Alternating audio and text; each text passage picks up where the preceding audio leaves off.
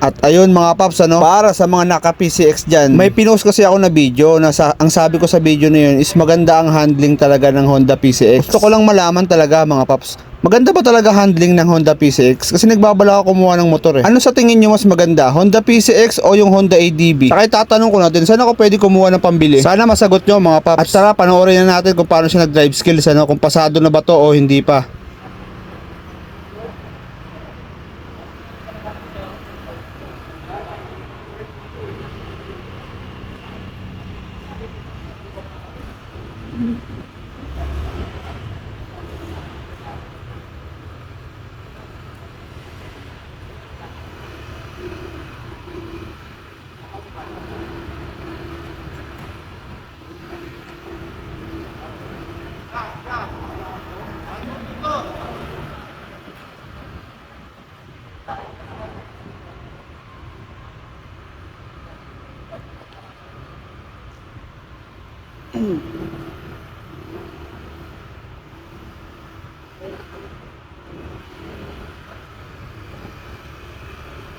At dito mga paps, dahil alanganin yung mga buwelo ni Paps, kaya naman tatawagin siya rito ng ating training officer para ipaulit sa kanya itong 1, 2, 3, 4 na to, dahil alanganin talaga yung mga buwelo niya rito.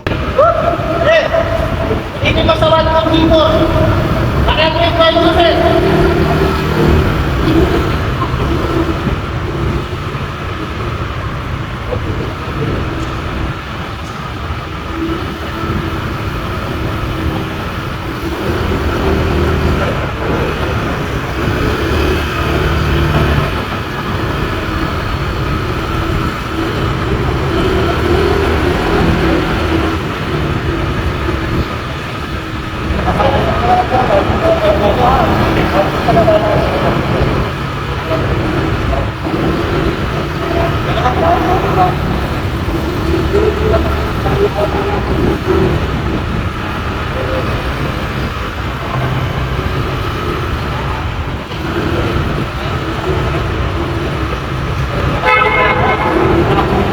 Kesa naman mag-retake agad si Paps, kaya naman pinaulit na lang agad sa kanya yung 1, 2, 3, 4. At ayun, nakapag-adjust naman si Paps, kaya naman pasado na siya rito. At idagdag ko lang sa inyo mga Paps, kapag katapos nyo may ipasa yung drive skills test nyo, dito naman i-check naman yung mga motor nyo kung all stock ba yan o may sira ba yung motor ninyo, yung plaka ninyo, at yung mga signal light nyo gumagana ba o sira. Kaya para iwas abala, lahat ng mga nilagay nyong accessories na pampaganda, alisin nyo muna mga Paps. Pati yung side mirror mga Paps, dapat stock lang din. O ito naman si Paps, pangalawang try na, medyo alanganin na to. Pero syempre kapag kagalito mga Paps at porsigido talaga kayo, kagaya niya ni Paps, tingnan nyo, pinag-aaralan niyang mabuti yung gagawin niya sa second try niya para hindi na siya magkamali at siguradong makapasa na siya. At halatang kabado na si Paps dito, kaya naman patatawanin natin siya dito. Binawasan ko lang yung kaba niya, medyo kabado kasi siya eh.